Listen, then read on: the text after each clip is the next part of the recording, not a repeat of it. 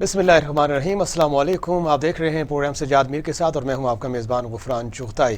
گزشتہ روز شیخ رشید نے press conference کرتے ہوئے کہا تھا کہ قلعدن تنظیم کے ساتھ ان کے جو معاملات ہیں وہ طے پا گئے اور شاید جلد راستے کھلیں گے، لیکن آج نئی ڈیولپمنٹ یہ ہوئی ہے کہ 60 دن کے لیے رینجر کو تعینات کر دیا گیا۔ آرٹیکل 147 کے تحت رینجر کو بلایا جا سکتا ہے، حکومت کے پاس اختیار موجود تھا، اور ساتھ ہی ساتھ فواد چودھری نے یہ کہا ہے کہ کسی بھی مذہبی یا سیاسی تنظیم کو قانون ہاتھ میں نہیں لینے دیں گے۔ اگر کوئی قانون ہاتھ میں لینے کی کوشش کرے گا تو آہنی ہاتھوں سے اس سے نپٹا جائے گا۔ ہمیں بلیک میل کرنے کی کوشش نہ کی جائے، ریاست جو ہے وہ سب سے زیادہ مضبوط ہوتی ہے۔ اس معاملے پر کیا معاملہ ہے اور کیوں معاملہ یہاں تک پہنچا، اس پر بات چیت کریں گے۔ اور پھر آج 27 اکتوبر کا دن ہے، یوم سیاہ ہے۔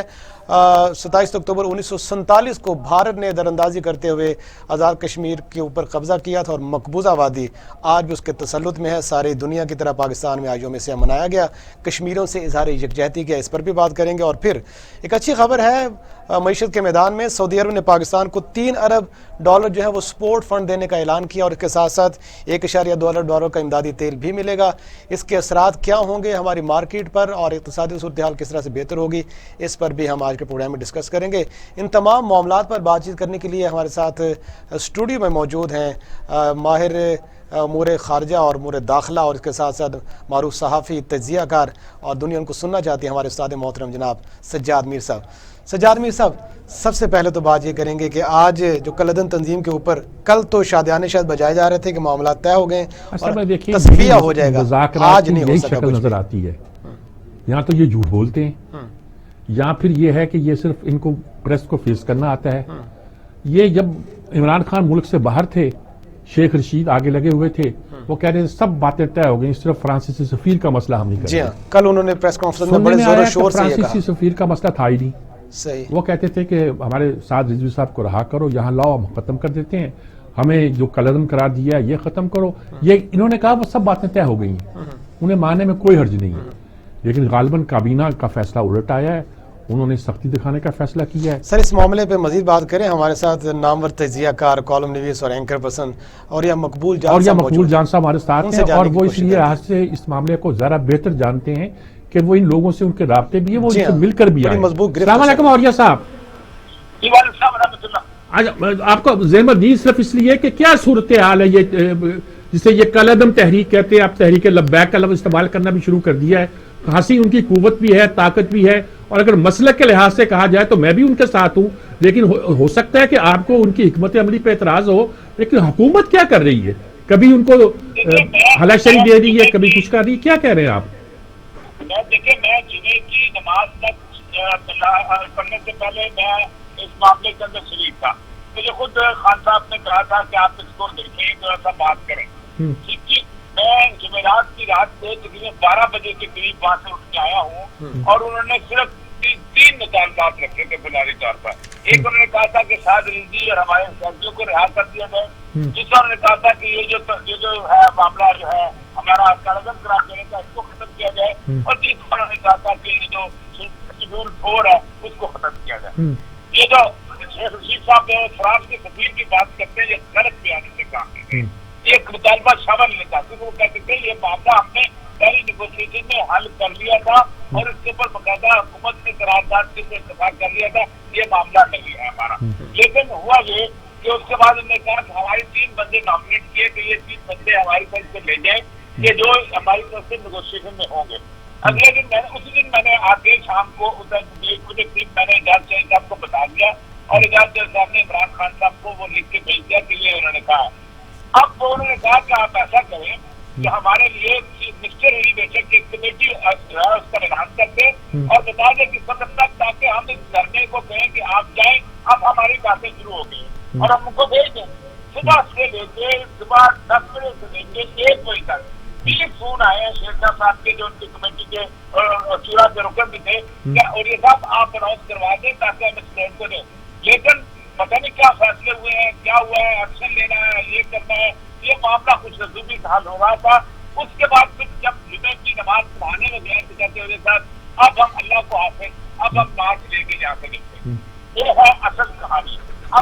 اصل میں یہ بیوقوفی بیوروکریسی کی ہے۔ آپ تو 32 سال سول سروس میں رہے ہیں، یہاں یہ بیوروکریسی سیاستدانوں کی ہے، کس کی بیوقوفی ہے یہ؟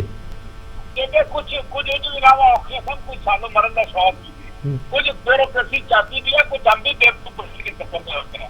یہ دیکھیں میں نے بندے انہوں نے پولیس نے کہا دیکھنے کی ریاست کے کیپٹن نے یہ کہا ہم نے ان کے ایسا گورنمنٹ کر دیا لاہور سے نکل نہیں جائیں گے, لیکن جب بھی وہ شکارہ کراس کیے کے ہاتھ میں پھولنے لگ گئے تو یہ کیا ہو گیا. پھر انہوں نے رات کو ساتھ رنجی کو نکالا, اس کے ساتھ 5 چھڑا کے ارکان کو نکالا, 12 رکن سے جنہوں نے بیٹھ کے ان کے ساتھ نیگوشیشن کی. مجھے اطلاع تو ملتی رہی ہے لیکن میں نہیں کر رہا, تب نہیں جاؤں گا بات میں. نہیں تو آپ نے جب خراب کر دی نا آپ نے سارے معاملے کے اندر. ایک معاملہ خوش قسمتی سے ہو رہا تھا, آپ نے ایک آئی جی کو اور 2 جتنے بھی رپورٹوں میں جس چند لوگ ہیں ان کو ٹھیک کر لیں گے.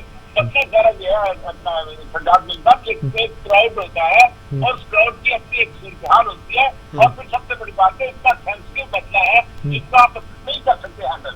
لیکن آپ میڈیا بند کر دیں گے. کیا کاموکی میں لوگ نہیں دیکھ رہے, کیا سازوکی میں لوگ نہیں دیکھ رہے, کیا گجرے والا میں لوگ نہیں دیکھ رہے, کیا لوگ آگے پھانسی نہیں بتائیں گے, وہ چپ رہیں گے. ٹھیک بات ہے جی. کیا حل کیا اب کیا کوئی صورتحال نظر آتی ہے آپ کو؟ یہ تو مسئلہ خراب ہوتا نظر آتا ہے. میری تو جہاں تک ہے, اب پتہ نہیں غلط ہے کہ صحیح ہے, کہ سازوی صاحب کو سنا ہے کہ اسلام آباد جایا گیا ہے تو وہاں کو نیگوشیشن ہو. یہ میری ابھی چکا یہی اب پتہ نہیں ٹھیک ہے یہ غلط ہے, مجھے پتہ چلا ہے. اب یہ ٹھیک بات. بہت شکریہ, مجھے معلوم ہے کہ آپ کو آگے جانا ہے, آپ مصروف ہیں. بہت شکریہ وقت دینے کا, بہت شکریہ. اور یہ مقبول جان صاحب یہ مقبول جان صاحب نے جتنی بات کی ہے وہ اس سے ثابت ہوتا ہے کہ یہ گویا ان کے کہنے پر مذاکرات میں گئے تھے, ان سے ملے تھے, ان کے تعلقات ہیں. یہ خادم حسن رضوی صاحب کے پہلے بھی بڑے قائل رہے ہیں. ہم سمجھتے تھے کہ چونکہ ان کے نام سے کچھ گاڑیاں کچھ منسوب کی گئی تھی کہ وہ جذباتی لوگ ہیں, تیز لوگ ہیں, نہیں ہم سمجھتے تھے. یہ کہتے تھے کہ عاشق اقبال بھی ہے, یہ کہتے تھے کہ عاشق رسول بھی ہے, عاشق اقبال بھی ہے. ان کو اقبال کا سارا کلام یاد ہے. اس بار انہوں نے ایک بار کوشش بھی کی کہ ایوان اقبال میں خادم حسین رضوی صاحب سے اقبال پہ لیکچر کرائے. اب وہاں کچھ لوگوں نے کچھ منہ بنایا کہ نہیں یہ مناسب نہیں, لوگ کیا سمجھیں گے وغیرہ وغیرہ. لیکن جیسا ان کا جنازہ ہوا تھا وہ تو لاکھوں لوگ وہ کسی مولوی کا جنازہ نہیں تھا, کسی خطیب کا جنازہ نہیں تھا, وہ ایک عاشق رسول کا جنازہ تھا. ہلکے قضا اونٹ پڑی تھی. اور آپ اس کو آپ ایسی طرز میں لا رہے ہیں جن کے 30 لاکھ ووٹ بھی موجود ہیں. آپ ان سے وعدے کرتے ہیں, وعدے سے مکر جاتے ہیں. اسٹیٹ نے جن تنظیموں کو پہلے بیکنگ کی, ان کو انگیج کرنے کی کوشش کی, انہوں نے پرابلم پیدا کیے. MKM کی مثال ایک ہے, یہ پختونوں کی تنظیم کی مثال دوسری ہے. بلوچستان میں مجھے نہیں پتا کیا کرتے رہے کیا نہیں کرتے رہے. یہاں اب یہ مثال بھی وہی مثال ہے. اسٹیٹ نے ان کو انگیج کرنے کی کوشش کی نا. فیض آباد کا درتا تو مشہور ہے, صحیح, جب آپ نے لفافے بھی بانٹے تھے. بالکل ایسے. اگر قاضی فائز عیسیٰ کے فیصلے پر عمل درآمد کیا جاتا, اس پر غور کیا جاتا تو صورتحال مختلف ہوتی. سر اس پہ مزید بات کرتے ہیں. ہمارے ساتھ معروف اینکر اور تجزیہ کا جناب افتخار احمد سر لائن پہ موجود ہیں. وہ کس نگاہ سے دیکھتے ہیں انہیں سے جانتے ہیں. جی السلام علیکم افتخار صاحب, کیسے ہیں آپ؟ میں سر بالکل ٹھیک ہوں, آپ کیسے ہیں سب؟ افتخار صاحب میں نے آج ان سے درخواست کی لوگوں سے کہ ایسے نازک مسئلے پر افتخار صاحب کوئی زحمت دو, کیونکہ جس طرح اس مسئلے کو آپ سمجھ سکتے ہیں, کم لوگ سمجھ سکتے ہیں, بے لاگ ہو کر, یعنی کہ دونوں اینگل سے آپ سمجھ سکتے ہیں کہ ہم کیا کرنے جا رہے ہیں, کیا ہو رہا ہے اس وقت. سر 1948 میں پہلے وزیر اعظم کے خلاف جب مذہبی طاقتوں کو اکٹھا کیا گیا, پھر سن 53 میں دوسرے وزیر اعظم کے خلاف اکٹھا کیا گیا, پھر سن 55 میں تیسرے وزیر اعظم کے خلاف اکٹھا کیا گیا, پھر 1957 میں چوتھے کے خلاف کیا گیا, پھر 1977 میں 5ویں کے خلاف کیا گیا, پھر 1988 میں دوبارہ ان مذہبی طاقتوں کو اکٹھا کیا گیا ایک پرائم منسٹر کے خلاف. تو یہ آپ کے سامنے ہے. اور اب 1980 سے لے کے 2000 تک کے جو 20 سال ہیں دیکھ لیں کہ نفاذ فقہ جعفریہ بنتی ہے, سپاہ صحابہ بنتی ہے, لشکر جنگ بھی بنتی ہے, سپاہ محمد بنتی ہے, جیش محمد بنتی ہے, تحریک طالبان بنتی ہے. تو پھر یہ سارے عاشق رسول ہیں نا, تو پھر ان سارے عاشق رسول کا جو مطالبہ مان لیں پھر آپ. نہیں یہ تو ہے کہ غیر مذہبی جماعتیں بھی تو ہیں, مثلا MKM ہے, میں نے جو تذکرہ کیا ان میں سے ایک بھی غیر مذہبی جماعت کا نام نہیں لیا ابھی تک. بات یہ ہے میں نے بھی دانستہ الذوالفقار کا نام ہی لیا. اللہ نے اچھی بات ہے. الذوالفقار ایک ایک وقت اور ایک دور کی چیز ہوتی ہے، وہ ریئلٹی نہیں ہے. لیکن یہ سن 1948 سے لے کے اب تک کی جو کہانی میں نے سنائی ہے یہ ایک ریئلٹی ہے. صحیح. جب آپ جا کے تقسیم کریں گے لفافے اور ان کا شکریہ ادا کریں گے اور کہیں گے کہ ہم آپ کے ساتھ ہیں، تو پھر یہی ہوگا جو ہو رہا ہے. اور مجھے دکھ کی بات ہے کہ 72 گھنٹے پہلے یہ شخص شیخ رشید جس کی تقاریر سنو تحریک لبیک پاکستان کے حق میں تو آدمی دنگ رہ جاتا ہے، اس نے آگے کہا کہ یہ تو کالعزم بھی نہیں ہے، اور 72 گھنٹے کے بعد آپ نے ان کو دہشت گرد ڈکلیئر کر دیا. اور نہ صرف دہشت گرد ڈکلیئر کیا بلکہ افسوسناک بات ہے کہ آپ نے ان پہ بھارتی رابطے کا الزام بھی لگا دیا. اصل پتہ کیا ہے، یہ ناقابل قبول ہے. مجھے لگتا ہے کہ فواد چودھری چکر انہوں نے کہا کہ انڈین اکاؤنٹ سے ان کے بعد سوشل میڈیا پر اکاؤنٹ سے غالباً. اور سر جی یہ تو آپ صفائی دیں، آپ اچھے آدمی نہیں سے میں ہیں. صفائی نہیں دے رہا، میں ان کی چلاکی گنوا رہا ہوں آپ کو. کل وہ کہیں گے کہ دیکھیے وضاحت یہی کریں گے دیکھیں انڈیا کا کوئی دور کا دیکھیں جی وہ معاملہ آسیہ بی بی سے شروع ہوا. یہ اپنا ایک گورنر کی اس کو ختم کرنے پہ ہوا. اس کے بعد ایک شخص جو اس میں قرار پایا کہ اس نے جرم کیا اس کو سزائے موت ہوئی.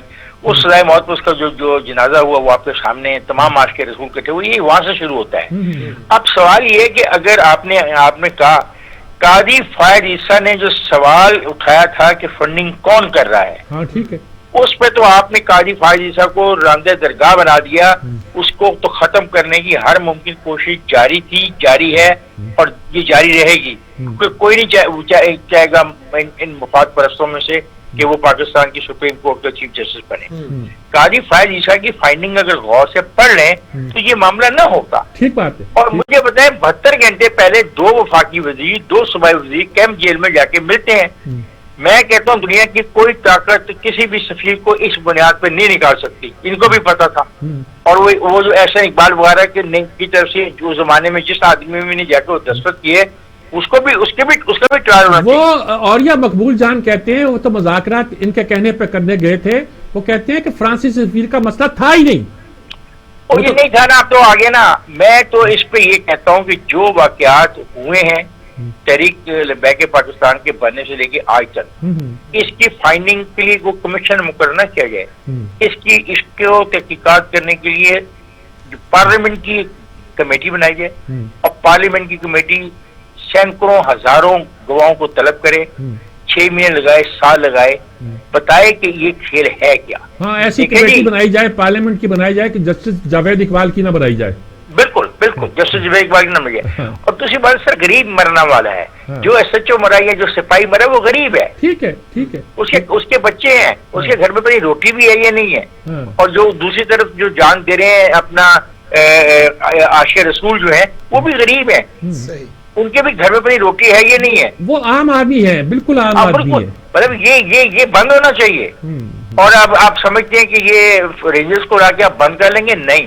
سعد رضوی کو چھوڑے بغیر اب یہ معاملہ مجھے طے ہوتا نظر نہیں آتا. ٹھیک بات ہے. اور اس کو فائنڈ آؤٹ کرنے کے لیے کہ یہ کون ہے کیا ہے، قاضی فائد عیسیٰ کی جو پوری رپورٹ ہے جو اس نے ججمنٹ دی ہے اس کو شامل کیجئے.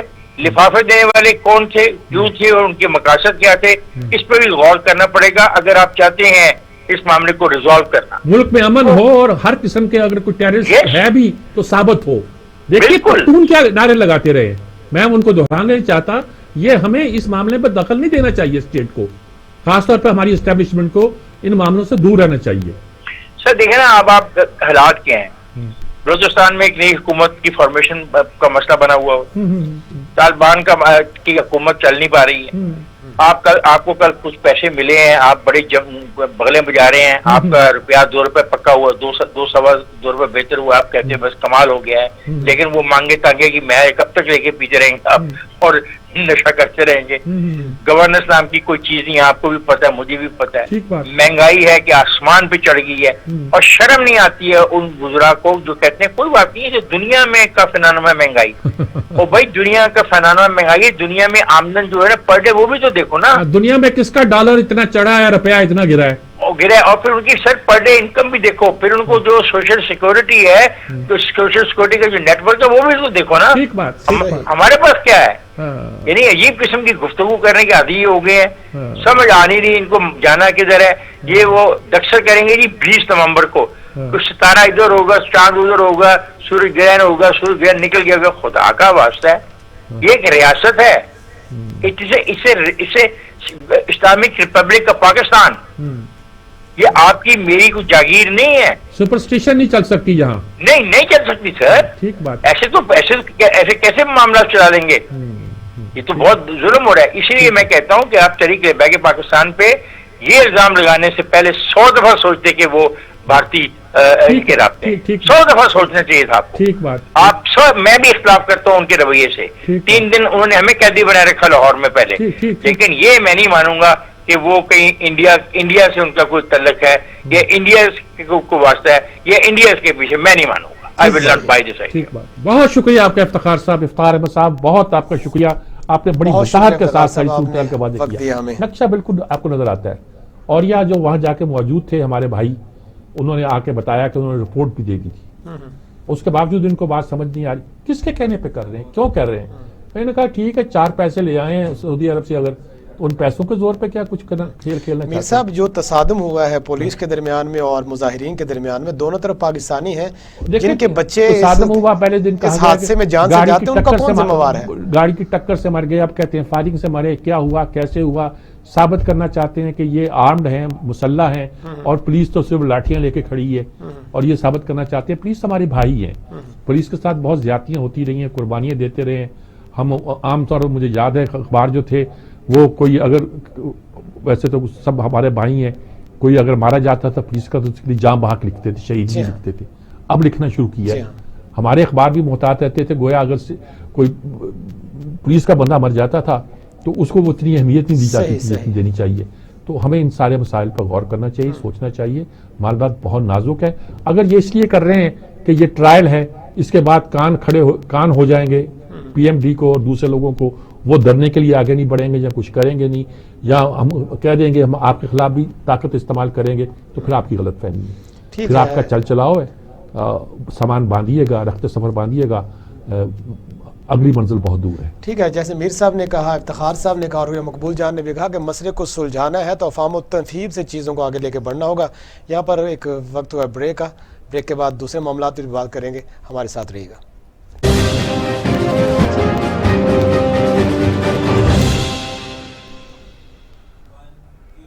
پروگرام سجاد میر کے ساتھ میں ایک بار پھر خوش آمدید. آج 27 اکتوبر کا دن ہے, اور آج سے تقریباً 74 برس پہلے بھارت نے کشمیر پر غاصبانہ قبضہ کیا تھا. اس معاملے پر بات کریں گے. میر صاحب, تقریباً 74 برس نہیں, پورے 74 برس بعد آج کے دن جو تھا بھارت نے قبضہ کر لیا تھا. 27 اکتوبر 1947 داخل کر دی تھی, اور جواب میں قائد اعظم نے افواج پاکستان کو کہا تھا کہ کارروائی کریں کشمیر میں.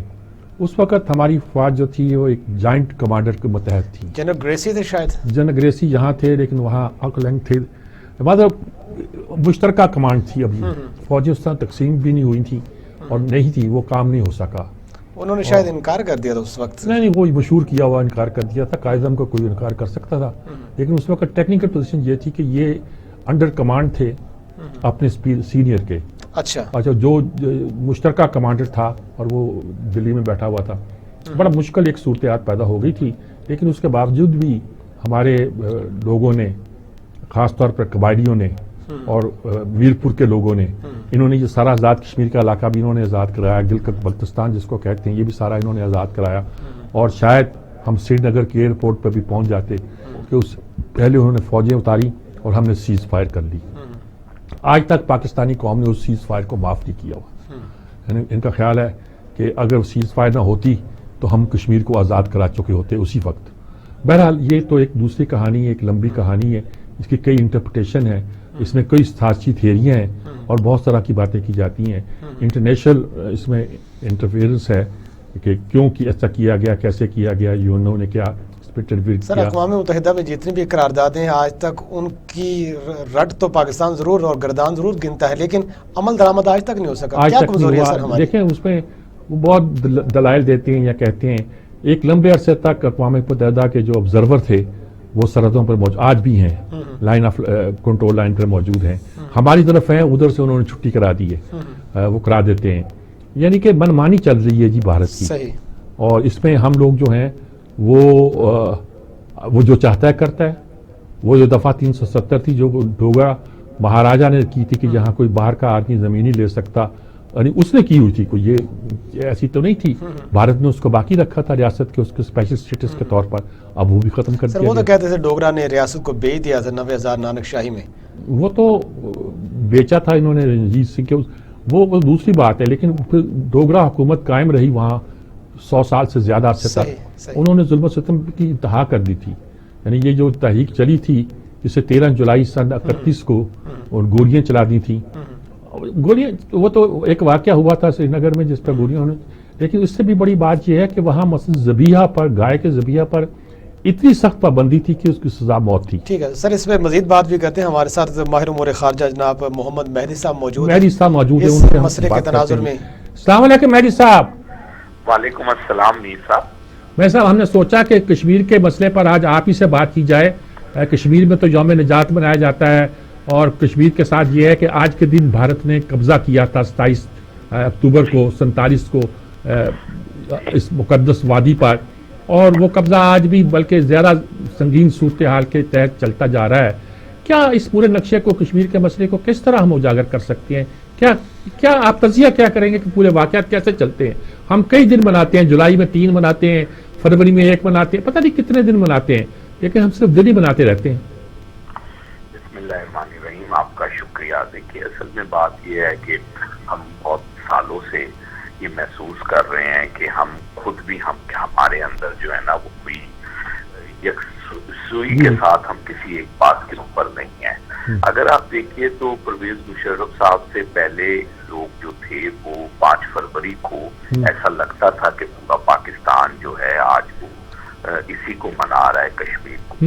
لیکن جب آپ نے ایک خود سے ہی آپشن دینے شروع کر دیے اور آپ نے بیٹھ کر جناب فارمولہ دے دیا اور کنٹرول لائن کی بات کی، اور پھر قصوری صاحب کہتے ہیں کہ ہم تو بالکل معاہدے پر پہنچ گئے تھے اور معاہدے کی گورنمنٹ کنڈیشن یہی تھی جو ہم جناب فارمولہ ہے، تو پھر اس کے بعد پھر لامحالہ جو ہے وہ لوگ سوچتے ہیں کہ عام آدمی بھی کہ ہم تو جو تھے وہ اس کو کسی اور انداز میں دیکھ رہے تھے اور لے رہے تھے، لیکن ہماری حکومتیں جو ہیں وہ کسی اور انداز میں بات کرتی ہیں. اور پھر ہم دیکھا کہ ہم نے کہ عمران خان صاحب نے بھی پرویز مشرف صاحب والی گفتگو جو تھی وہ شروع کر دی تھی، اور انہوں نے بھی اس کے حل کے متعلق جو ہے وہ اسی قسم کی باتیں شروع کر دی تھی، اور بہت زیادہ مودی سے امیدیں بھی لگا لی تھی. یہ سارا کچھ جو ہوتا ہے یہ اوپر سے نیچے کی طرف آتا ہے. جب اوپر یہ صورتحال ہو، کیونکہ انہوں نے ایک تقریر فرمائی تھی یونائٹڈ نیشن میں، اس کے اوپر بہت واویلا تھا، لیکن اس کے بعد کی جو ساری صورتحال سامنے آئی، اور خاص طور پہ جیسے ابھی آپ فرما رہے تھے کہ انڈیا نے 45 اور 370 جو ختم کیا، اور وہ اب تو یہ بات اس میں کوئی دوسری رائے نہیں رہی. میرے جیسے لوگ تو یہ 2019 جولائی سے کہہ رہے تھے کہ کچھ ہونے والا ہے، اور امریکہ میں جب موجود تھا اسٹیٹ ڈپارٹمنٹ کے تو وہاں یہ بات عام ہو رہی تھی کہ پاکستان اور انڈیا کے درمیان چیزیں جو ہیں وہ طے ہو گئی. اور ہم نے دیکھا کہ جو ہے وہ پھر یہ جو ہے اس کے بعد اگست کے مہینے میں جب واپس آ گئے تھے ہمارے پرائم منسٹر صاحب، اس کے بعد اچانک یہ ساری صورتحال تبدیل ہو گئی، اور پھر ہم اس طرف لگ گئے کہ جی پہلے 370 کو ختم کیا جائے گی. لیکن اب پھر اس قسم کی خبریں آئی ہیں کہ یہ 370 اور یہ وہ سارے ابہام ہیں، یہ وہ ساری چیزیں ہیں جو کشمیر کے لوگوں کے اندر بھی پیدا کی گئی اور پاکستان کے اندر بھی پیدا کی گئی. اب جو یہ دن ہے، یہ دن جو ہے، یہ اگر سچی بات کی جائے تو من حیث القوم اس کے اندر جو ہے وہ اتنی زیادہ شمولیت نہیں نظر آتی.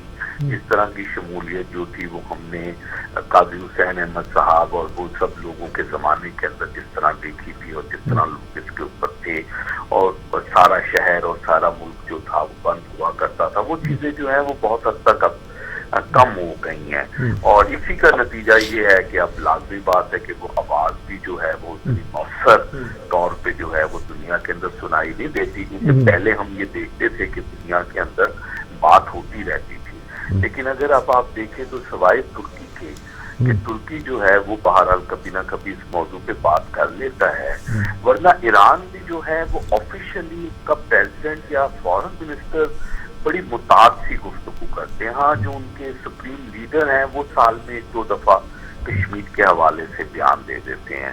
ادروائز ہم باقی دنیا کے اندر دیکھیں تو وہاں ایک سناٹے کا عالم ہے. کبھی کبھار میڈیا کے اندر تو کچھ چیزیں آ جاتی ہیں، کچھ آرٹیکل آ جاتے ہیں، لیکن ادروائز جو ہے وہ ہمیں کوئی خاص اس کے اوپر جو ہے وہ پیش رفت نہیں نظر آتی. اور سچی بات یہ ہے کہ جیسے فلسطین کا موضوع جو ہے آہستہ آہستہ وہاں کے لوگوں نے اس کو خراب کر دیا، جو فلسطین یا فلسطین کے کے مالک تھے ان میں یکسانیت نہیں رہی. اسی طرح کشمیر کے مسئلے کو بھی جو ہے وہ وقت کے ساتھ ساتھ جو ہے اس میں کامیابی ہوئی ہے ہندوستان کو، اور ہندوستان جو ہے وہ اپنے سٹانس پر وہیں پر کھڑا ہوا ہے، لیکن یہاں پر سٹانس میں بار بار رد و بدل کی وجہ سے اس کا نقصان ہو گیا. ٹھیک بات ہے جی، بہت شکریہ مہدی صاحب آپ کا. محمد مہدی صاحب ہمارے ساتھ تھے جی. بہت شکریہ مہدی یہ صاحب، آپ نے وقت امور دیا. خارجہ کو بہت اچھا سمجھتے ہیں. کشمیر پاکستانی ہے، سچے پاکستانی ہیں. درد دل کے ساتھ انہوں نے کشمیر کا پورا مسئلہ جو ہے اجاگر کر دیا کہ ہماری کوتاہیاں کیا ہے. یہ ٹھیک کہتے ہیں کہ ہم بہت اچھی طرح 5 فروری کا دن منایا جاتے ہیں یوم یکجہتی ہے. دن کا اعلان کیا تھا پہلے شاید کچھ اور، پھر انہوں نے قاضی سائنامہ نے پھر یہ شاید حکومت پنجاب نے اس وقت نواز شریف کی تھی 5 فروری، پھر بے نظیر نے بھی اسے اون کر لیا. یہ پاکستان کا سرکاری طور پر ایک دن ہو گیا کہ ہم 5 فروری کو کشمیریوں کے ساتھ اظہار یکجہتی کرتے ہیں. میں نے کہا جولائی میں کئی دن مناتے ہیں. جولائی میں ایک دن برہان وانی کا دن ہوتا ہے، 6 کو شاید 8 کو ہوتا ہے. اس کے بعد 13 کو ہم یوم وہ جو جدوجہد 31 میں شروع ہوئی تھی اس کا دن مناتے ہیں. پھر 19 کو الحاق کشمیر، کئی دن مناتے ہیں ہم کشمیر کے، بنا چھوڑتے ہیں. ویسے سوال یہ ہے کہ دن تو منائے جاتے ہیں 5 فروری ہو یا 27 لیکن اکتوبر ہو، کچھ جان پیدا نہیں کرتے. سر سفارتی محاذ پر ہم کہاں ہیں؟ ایک تقریر کا ذکر تو بہت بڑی گونج تھی سفارتی محاذ پر کیا کریں ہم؟ جہاں جاتے ہیں ہمارے ہاتھ میں کشکول ہوتا ہے، بس کشکول لے کے ہم 4 سکے کو ڈال دیتا ہے، ہم آ جاتے ہیں لڈیاں ڈالتے ہوئے، خوشیاں مناتے ہوئے. جیسے ہم نے بھارت کو نیوزی لینڈ کو ہرا دیا ہے، وہی خوشیاں مناتے ہیں، واپس آ جاتے ہیں. اللہ ہماری تو شارک ہے قائد اعظم. اور کشمیر کا مسئلہ ہم لوگ بس ایسے اپنے آڈینس کے لیے اپنی تقریروں میں اس کا ذکر کرتے رہتے ہیں. اور کیا کرتے ہیں ہم؟ انٹرنیشنل ڈپلومیسی میں باقاعدہ اگر ہم کام کر رہے ہوتے تو کشمیر کا مسئلہ آج بھی زندہ ہوتا. ہمیں زندہ کرنا ہے. ویسے ہم کشمیریوں کے ساتھ ہیں، اس مسئلے کو ہم بڑھنے نہیں دیں گے. ٹھیک ہے سر. ایک اور عام معاملہ جس پہ آج ہم نے بات کرنی ہے، سعودی عرب نے پاکستان کو $3 ارب کی جو ہے وہ سپورٹ فنڈ دینے کا اعلان کیا، اور $1.2 ارب کا ہمیں تیل بھی ادھار ملے گا. کیا کہنا چاہیں گے اس معاملے پر؟ شاید ڈالر کی قیمت بھی تھوڑی سی نیچے آئی ہے اس کے بعد. یہ جو تیل ملنے والی بات تھی نا جی، وہ تو اس وقت تھا کہ جب ہم نے ایٹمی دھماکہ کیا تھا، انہوں نے ہمیں ڈیفرڈ پیمنٹ پر تیل دینے کا اعلان کیا تھا کہ پیسے وہ براہ راست دے نہیں سکتے تھے. امریکہ ناراض ہوتا، دنیا ناراض ہوتی، لیکن اس طرح اس وقت شاہ عبداللہ تھے، انہوں نے گویا ہماری مدد کی، اور وہ ڈیفرڈ پیمنٹ یہ تھی کہ ہم نے ادائی نہیں کی. اچھا، اب پچھلے دنوں میں سعودی عرب کے ساتھ پتہ نہیں اس حکومت کے زمانے میں کیا تعلقات ہمارے ہوئے کہ اس حکومت نے اعلان کیا کہ سعودی عرب نے اپنا وہ پیسہ واپس مانگ لیا ہے 3 ارب جو اس نے ہمارے بینکوں میں رکھا ہوا تھا، اور ہم نے چین سے لے کر پیسہ جو تھا وہ ان کو دیا. دیکھیے اس وقت اندازہ ہوا کہ دوست ہمارا کہاں حالات تھے تب. وہ کیوں ہوا، کیسے ہوا؟ ہماری خارجہ پالیسی میں کوئی نقص تھا، ہم نے کوئی حماقت کی تھی، ہم نے کوئی بیوقوفی کی تھی. معیشت ان سہاروں پہ تو نہیں چلتی. اب آپ کے پاس کچھ نہیں آئے، میں آپ کو قرضہ نہیں دے رہا، آپ کا ڈالر نیچے کے نیچے جاتا جا رہا ہے، تو نتیجہ کیا ہوا؟ نتیجہ یہ ہوا کہ آپ گئے، آپ کو آپ کیا شرائط طے کی ہم نے خارجہ امور کے لحاظ سے؟ میں اس پہ کچھ نہیں کرنا چاہتا. سر اس پہ مزید بات بھی کریں کہ ڈالر جو ہے وہ تقریباً $2.5 سستا ہوا ہے. مزید کیا معاملات طے پائیں، اس سے ہماری اکانومی کو کیا فائدہ ہوگا؟ ہمارے ساتھ موجود ہیں ماہر امور معاشیات جناب ڈاکٹر شاہد حسن صدیقی صاحب. ڈاکٹر شاہد حسن صدیقی صاحب ہمارے ساتھ ہیں. یہ ان سے بہتر کوئی جان نہیں سکتا اس کے جو خاص طور پہ معاشی پہلو ہے. سیاسی پہلو تو ہم بولتے رہتے ہیں، لیکن معاشی پہلو وہ ان سے بہتر کوئی نہیں. السلام علیکم ڈاکٹر صاحب. جناب وعلیکم السلام. ڈاکٹر صاحب پیسے آ گئے 3 ارب، سنا ڈالر بھی آج کچھ سنبھل گیا، اور 1 ارب 20 کروڑ کا تیل بھی ملے گا ادھار پہ ہمیں. کیا معیشت ہے ہماری؟ پہلے انہوں نے پیسے مانگ لیے تھے، واپس ہم نے دینے پڑے، چین سے مانگ کے دیے. سیاست اپنی جگہ، لیکن یہ اس کا کیا امپیکٹ کیا پڑے گا ہمارے ہاں معیشت پہ؟ یہ بات یہ کہ یہ سب تو کچھ بنیادی سوالات پیدا ہو رہے ہیں. وہ پہلا سوال تو یہ ہے کہ 3 سال میں جو اس حکومت کے گزرے ہیں، 27 अरब डॉलर के कर्जे 30 जून तक हमारे बढ़ चुके हैं, जो पाकिस्तान की तारीख में सबसे ज्यादा तेज रफ्तार इजाफा है, नंबर 1। नंबर 2, 82 अरब डॉलर की रेमिटेंसेस बाहर से आई हैं, जो पिछले साल 3 वर्षों में, जो कि इसी मुद्दत से कोई 16 अरब डॉलर ज्यादा हैं जो हुकूमत को ये मिल गए पैसे। तीसरा ये था कि IMF ने हमें 4.2 अरब डॉलर के कर्जे दिए हैं कोविड-19 की वजह से। वैसे तो 500 मिलियन डॉलर की किस्त नहीं दे रहे, मगर ये पैसा बहरहाल हुकूमत को मिला। G20 ने हमारे कर्जों पे हमें मोहलत दी है कि अभी आप वापस ना करें। तो सवाल ये पैदा होता है कि आप बैरूनी कर्जों, बैरूनी इमदाद, बैरूनी वसाइल पे जो बढ़ा रहे हैं जरूरत से ज्यादा इन्हिसार, इसकी कोई कॉस्ट तो होगी ना। आखिरकार हम एक जौहरी ताकत है, और ये जो है ये तो IMF की शर्त थी। IMF ने हमसे ये कहा था कि आपने मईशत को इतना तबाह कर लिया है कि हम जो आपको किस्त देंगे उससे तो कुछ भी नहीं होगा, तो हम आपका कर्जा उस वक्त मंजूर करेंगे जब आप पैसों का इंतजाम दोस्त मुल्कों से जाके करें। तो आपने देखा कि तरीन साहब वहां से मुज़ाकरात छोड़कर सऊदी अरब आए, यहाँ से हमारे प्राइम मिनिस्टर साहब गए, यहाँ जाने से पहले तरीन साहब ने बात की थी सऊदी सफीर से, वहां जाके सऊदी वजीर खजाना से की। तो ये 3.2% पर जो ये डिपॉजिट मिला है, जो कर्जा ही है, और उधार तेल मिला है, इससे तो अब सवाल ये पैदा हो रहा है कि हम अगर अपने वसाइल पर भरोसा नहीं कर रहे तो इसमें मईशत में पायदार बेहतरी का सोचना मेरे ख्याल से बड़ी ज्यादती है। ये पैसा जरूर आने से कुछ फौरी तौर पर फर्क पड़ा है, लेकिन ये कोई बहुत ज्यादा बेहतरी ये पायदार नहीं होगी। उसकी वजह यह है कि इस साल जो तिजारती खसारा बढ़ने जा रहा है और जो जारी हिसाबात का खसारा बढ़ने जा रहा है, जिसकी वजह से IMF ने शर्त लगाई कि हम आपका, हमारी शर्त अपनी जगह है, ये पैसों का आप इंतजाम करें तो हम आपके साथ मुआहिदा करेंगे। अब आप देखिएगा उनके साथ भी मुआहिदा एक सामने आ जाएगा, तो ये कोई इससे पायदार बेहतरी तो नहीं आएगी, लेकिन जिस बुरानी कैफियत में हमें हुकूमत ने डाल दिया था वो फिलहाल बुरान मुलतवी हो जाएगा। महंगाई का क्या हाल रहेगा? देखिए, महंगाई यकीनन बढ़ेगी। उसकी वजह मैं आपको बता दूं, IMF की शराइत तो भी आनी है, और दूसरे की हुकूमत सही बात नहीं कर रही। अब देखिए, मैं आपको बताऊं, बिजली के जो नर्ख है पाकिस्तान में सनअती और तिजारत को, वो खित्ते में सबसे ज्यादा है। हम तो कहते हैं हर चीज हमारी सस्ती है, मैं आपको बता रहा हूँ सबसे ज्यादा बिजली के नर्ख पाकिस्तान में है सनअत और तिजारत के लिए। दूसरे ये जो पेट्रोलियम की बात करते हैं, तो बांग्लादेश में और श्रीलंका में डीजल के नर्ख हमसे सस्ते हैं। अब ये जो IMF की शराइत आने वाली है, जिसमें बिजली के नर्ख बढ़ेंगे, शरह सूद बढ़ेगा, हुकूमत पर इनडायरेक्ट टैक्सेस लगाएगी 200 अरब पर, इन सब का नतीजा खुदा न खास्ता ये होता नजर आ रहा है कि हमारे आने वाले वक्त में हमारे मुल्क में महंगाई में इजाफा होगा, बेरोजगारी में खुदा न खास्ता इजाफा होगा, गरीब और अमीर का फर्क खुदा न खास्ता बढ़ेगा, और मईशत की शरह नमो खित्ते में कम तरीन रहेगी, जबकि महंगाई खित्ते में सबसे ज्यादा रहेगी। ये IMF ने कहा है और ये एशियन डेवलपमेंट बैंक ने कहा है।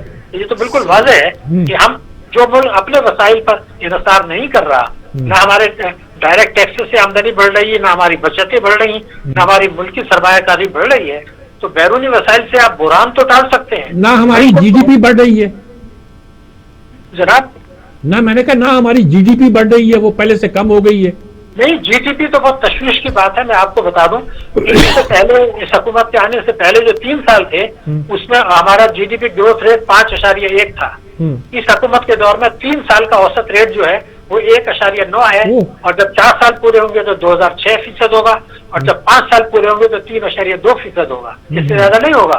और इसका मतलब ये गुर्बत और बेरोजगारी बढ़ेगी, यानी महंगाई बढ़ रही है, मईशत की शरह नमो सुस्त हो रही है, कर्जों का हजम बढ़ रहा है, बैरूनी सरमायाकारी गिर रही है, और बजट खसारा बढ़ रहा है, इनडायरेक्ट टैक्सेस बढ़ रहे हैं। तो ये तो तिजारती खसारा खुदा न खास्ता ऐसा लग रहा है कि हम इस साल उस हद तक जा सकते हैं जो 2018 में थे, जिसको दिवालिया करार दिया गया था, और जारी हिसाबात में भी हम उसी हद तक जा सकते हैं जितने कि 2018 में थे, जिसको दिवालिया कहा गया था। हम अब उसी तरफ जा रहे हैं। उसके लिए कोई अभी तक हिकमत अमली नजर नहीं आ रही। गर्दिश के कर्जे जो 3 साल में बढ़े हैं इनके, वो पिछली हुकूमत के दौर के 5 साल में जितने बढ़े थे, उससे ज्यादा इनके 3 वर्षों में बढ़ गए। तो 610 अरब डॉलर का पेट्रोलियम लेवी है जो अभी तक हमने आवाम को पास ऑन नहीं किया, जिससे बजट खसारा आसमान पर जाएगा।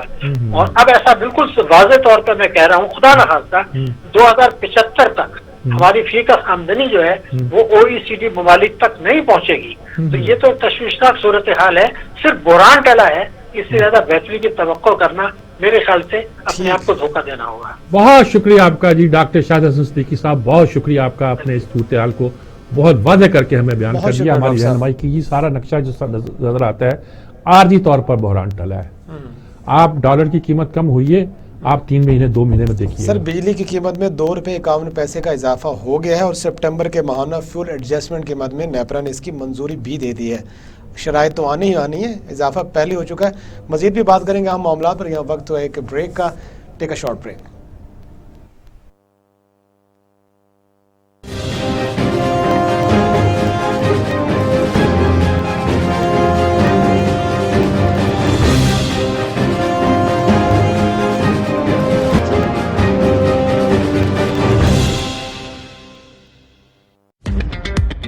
निमरा काफी टाइम हो गया, घर चले? लेकिन पैसे तो सारे हमने शॉपिंग पर खाने पे लगा दिए और पी कार्ड भी चल रहा है। P cars? नो वरीज, माई लिफ्ट है ना।